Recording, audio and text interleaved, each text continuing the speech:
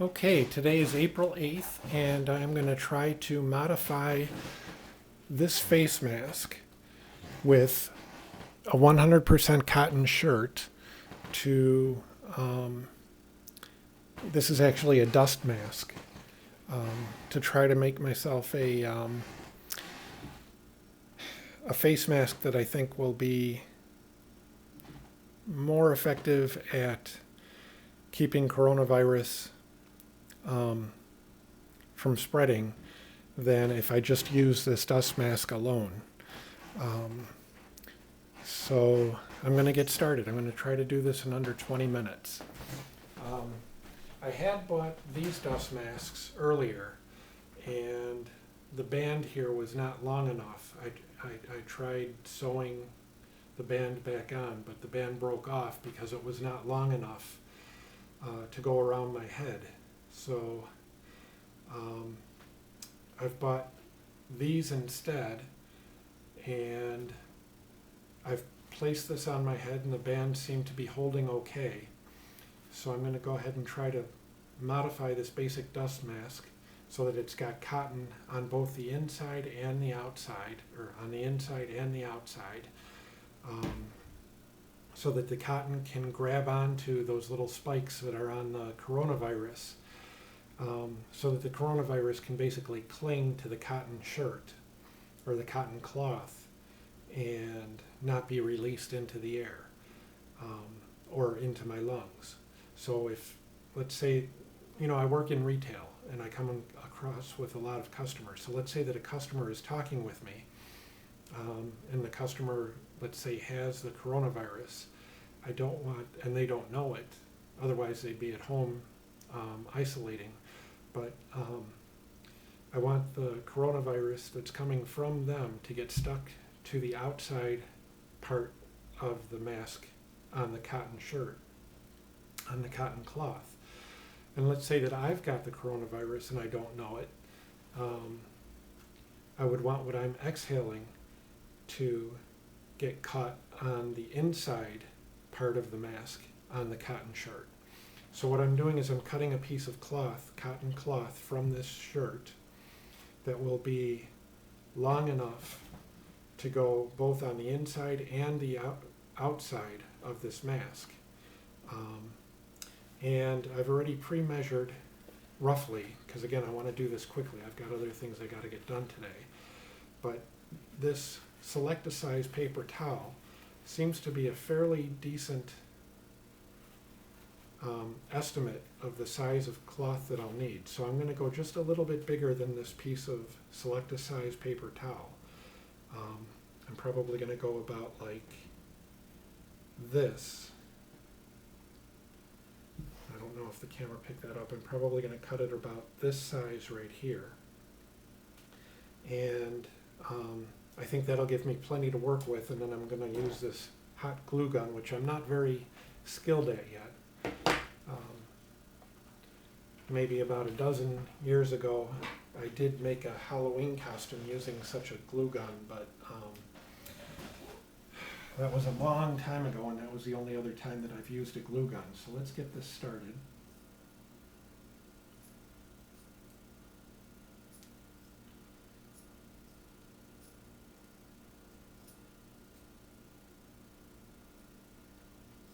Shirt is a little bit more difficult to cut than I thought it would be.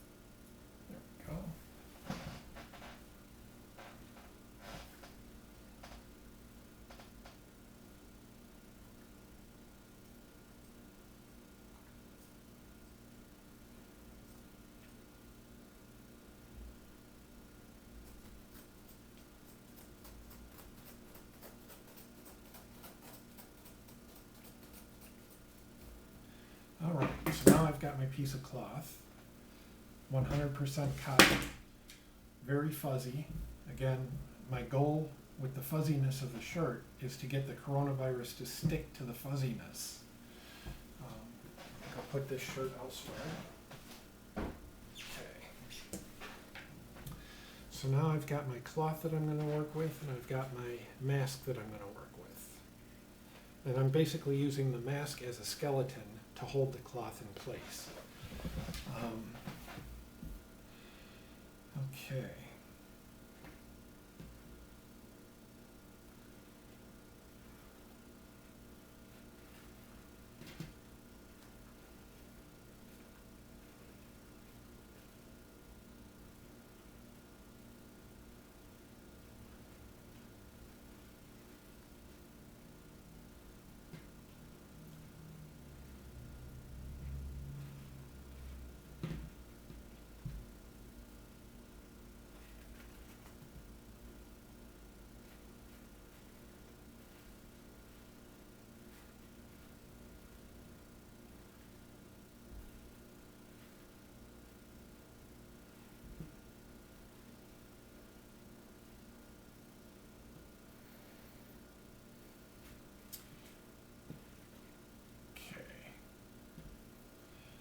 See if the glue gun is hot enough to work.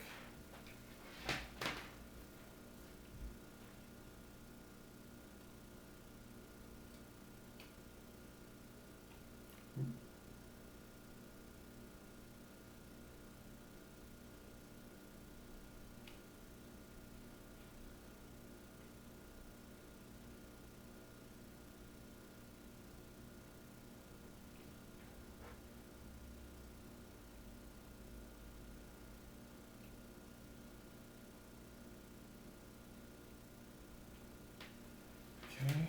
I can see that this glue gun is making a trail of glue.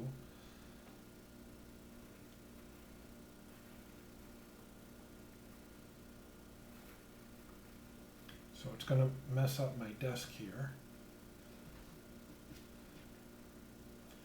So let's get some paper towels down.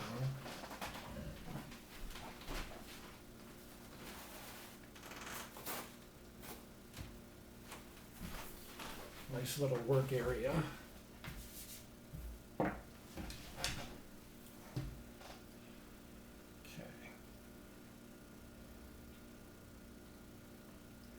I don't want this cloth to be hitting my mouth while I'm wearing it, so I'm going to put a strip of glue in the center here.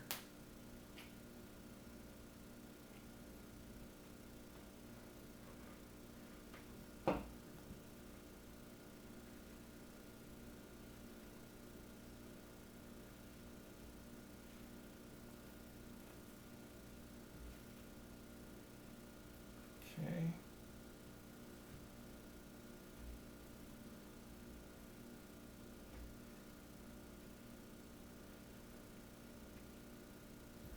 Some on the bottom here.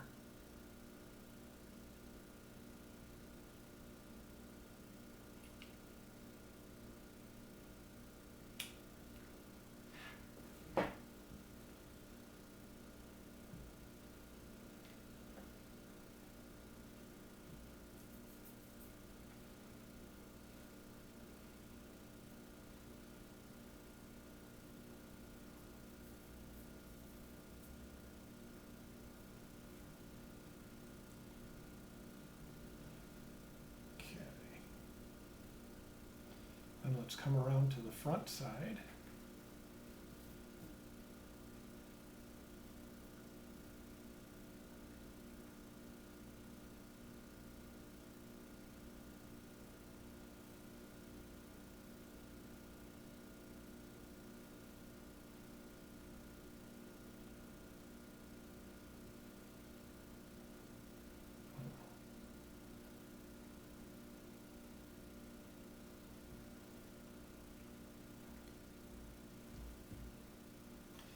Well, I didn't expect to cross it over like this, but I think I'm going to anyhow.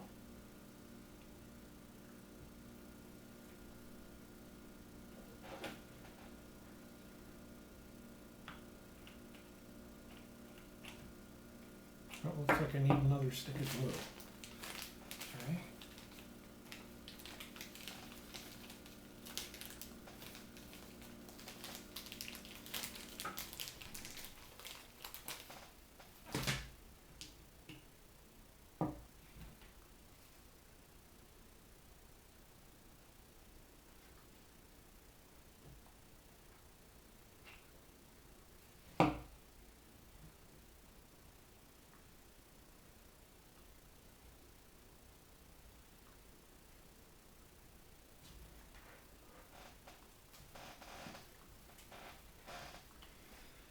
Okay, and we'll glue a little bit on the front here.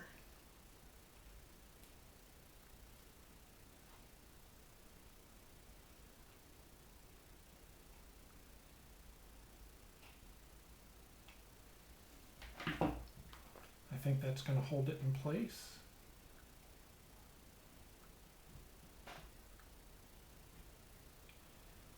Okay, maybe a little bit right here.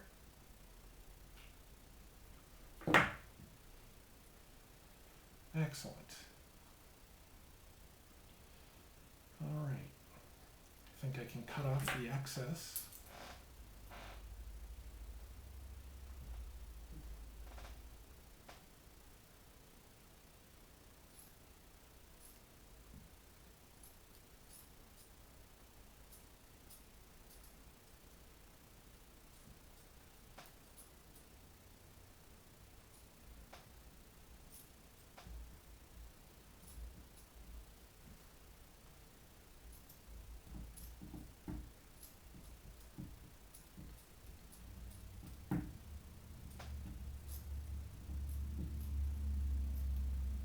Okay, so there we have, where's the top end? I think this is the top end here. There we have a mask that has cotton on the inside, cotton on the outside. I'll go try to put it on and see how well it fits. I'll be right back.